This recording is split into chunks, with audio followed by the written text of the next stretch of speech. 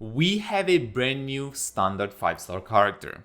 And before we start, I just want to say that this video, like I try for most of my content, won't contain any doom posting. I will talk about how strong or not strong Mizuki is, but not at the expense of the enjoyment you might get from her character or gameplay. If you have Mizuki, or you might play her in the future, you are in the right place. So what does Yume Mizuki do? In very short, she has the ability to buff and trigger swirls during her skill, with the added benefit of also providing healing with the burst. She's basically going to be a driver and sustainer for reaction-based teams. Right now, especially with such a single target focused abyss, she won't look good at all. But I think she has a lot of potential and one particularly impressive constellation. The next abyss rotation will surely make her shine, but in general, I think she's a decent unit and definitely a good pick out of the anniversary selector. But let's look at her kit in more detail. Her skill will do AoE and emo damage every 0.75 seconds. This damage is very low, because it's just an excuse to trigger swirls. She will do that every 2 hits. The two most important things about the skill are that in this state, she won't be able to attack, and swirl damage is increased. Not being able to attack rules out some great teammates, like Xingqiu, Beidou, Yelan. We will talk about this in the team section. But how does our swirl damage increase? And by how much? The game says 0.45% per elemental mastery. Mizuki will easily get over 1000 elemental mastery, which means at least 450% swirl damage. But without context, this number doesn't really tell you much, and I dare say it's pretty misleading.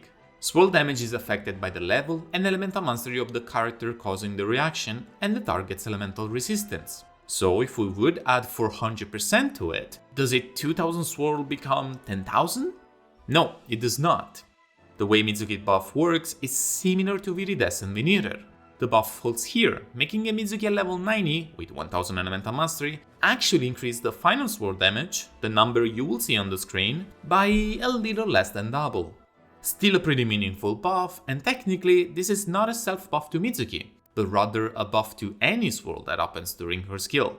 This will be important for later. Additionally, Swirl does AoE damage to up to 2 other nearby targets, excluding Hydro, which only spreads the element without extra damage. Swirls can however trigger chain reactions with the elements that is spread around. This is really relevant for what will be the 2 most popular Mizuki teams, Electrocharged and Aggravate. A swirl can contribute to electrocharged ownership. It can also aggravate and amplify its damage, or even trigger an hyperbloom. Now, I want to point out that the duration of the skill is kind of a lie, because there is no scenario in which Recension 1 doesn't activate, making the real skill duration up to 10 seconds. Going over Mizuki's burst, this will trigger an initial swirl that pulls enemies together and periodically summons snacks that you can pick up. If your HP is below 70%, they will heal you based on Mizuki's elemental mastery. You can expect around 3000 healing with 1000 elemental mastery and level 9 burst. But if Mizuki is the one picking up the snack, then the healing will be doubled. If you are above 70%, they will instead deal AoE and emo damage to nearby opponents, granting extra swirls. The burst is simply giving you something to do during her skill, since you will be hovering around anyway. Additionally, the other Ascension passive basically grants her 100 elemental mastery. She has very simple passives. I guess that's normal for a standard character. A few more nerdy details are that the skill will trigger a swirl on cast and then every 2 procs, so 7 or 8 in total. Burst has an internal cooldown, so every 2.5 seconds or 3 snacks, when above 70% will result in a swirl. She has increased interruption resistance during the skill and generates up to 4 energy particles per cast.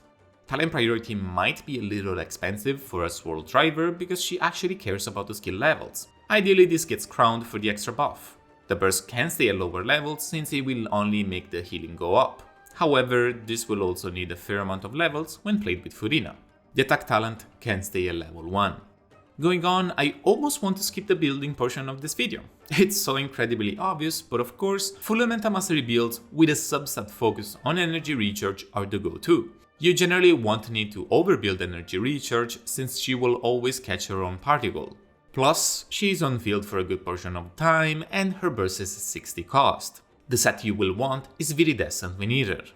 Now, technically another Anemo unit could have the set, allowing Mizuki to build 2-piece plus 2-piece options or guild the 4 Elemental Mastery, but her skill lasting 10 seconds plus her burst casts is simply too much time and the VV debuff would end in the middle of her skill. So stick to VV even if you have 2 Anemo units. But how hard would her swirls really hit? And how much Elemental Mastery can we reach?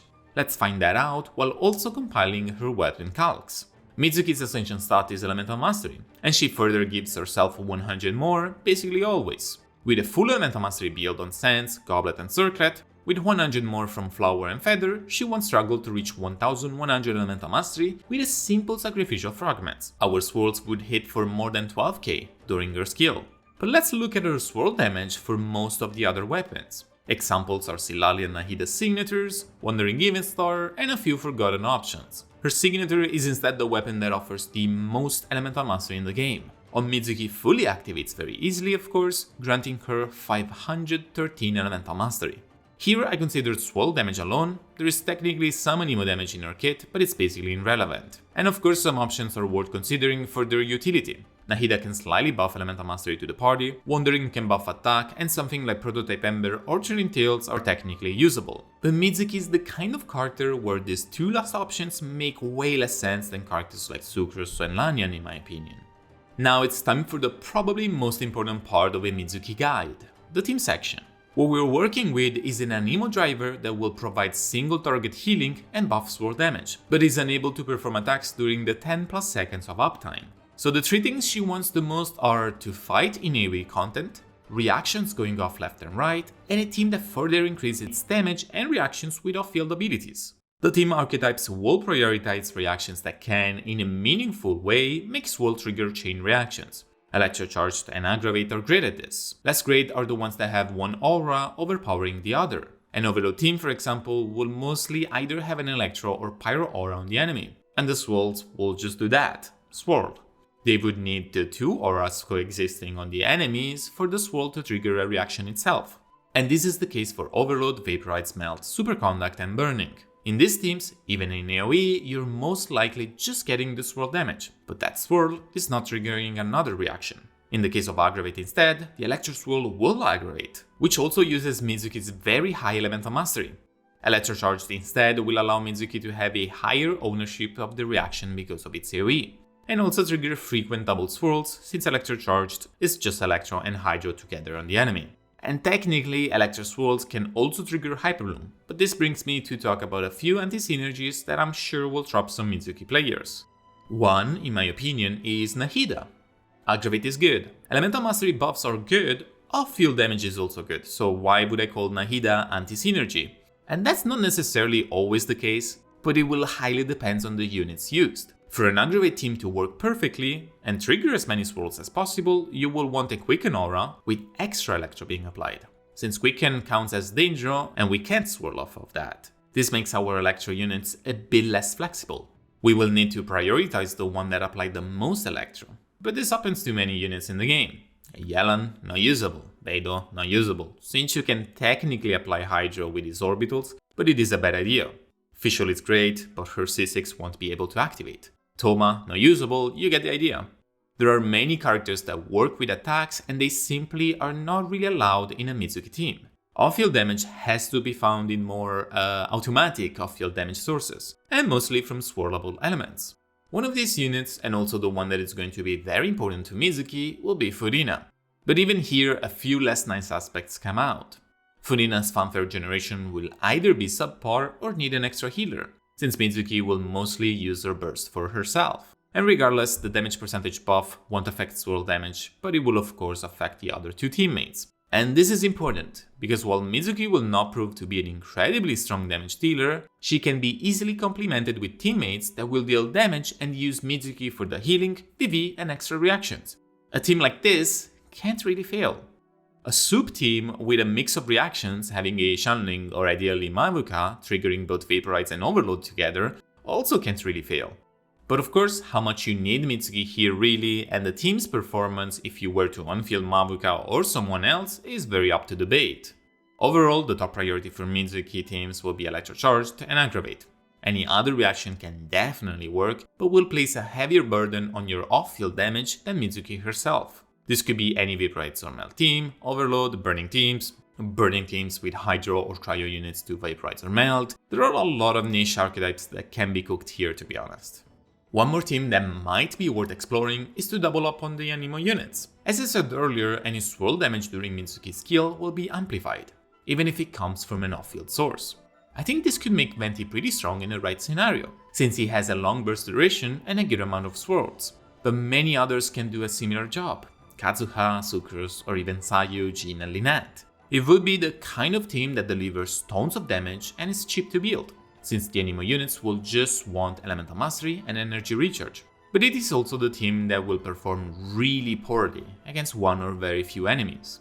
And this is the kind of problem with similar teams, and I guess Anemo reaction damage in general. Abyss and even Imaginarium Theater tend to have AoE here and there, but always coupled with single target waves or enemies that totally nullify the team's damage. Single target scenarios will need very strong off-field damage, which shifts the focus away from Mizuki, which is not that bad of a plan anyway. An Anemo driver can't ever be that bad with a proper team. Now, since she is a standard character, Constellations are somewhat relevant, and I personally quite like them. Of course, you might not see any for years, but you might also obtain a few unwillingly. Let's look at them. C1 in the 10 seconds duration will basically replace 3 swirls with a bigger multiplier over Elemental Mastery. This will be not that great of a damage increase overall, but the swirls that will be buffed will double in damage. C2 might be, in my opinion, the best constellation out of any standard character. It's very similar to Kazuha buff, actually even better. Each point over Elemental Mastery during the skill will increase damage percentage of Pyro, Hydro, Electro, and Cryo by 0.04%. Basically, a 1000 Elemental Mastery Mizuki will give the entire party 40% damage, or 1500 Elemental Mastery 60% damage. This is almost like having a free Furina buff when Mizuki is on field. And unlike Kazuha, which is tied to swirling the element you want to buff, this will just be given to every swirlable element. I should notice that this is better with units that do not snapshot their damage, so Visual, Kaya, Shanling, and similar snapshotable talents don't care about this, but otherwise it's quite a big buff to characters like Furina, Yae, Mavuka, etc. Also, I want to add that this is a nice constellation for people that co-op a lot. C3 skill levels, this will actually also increase swirl damage by 10% from a crowned skill.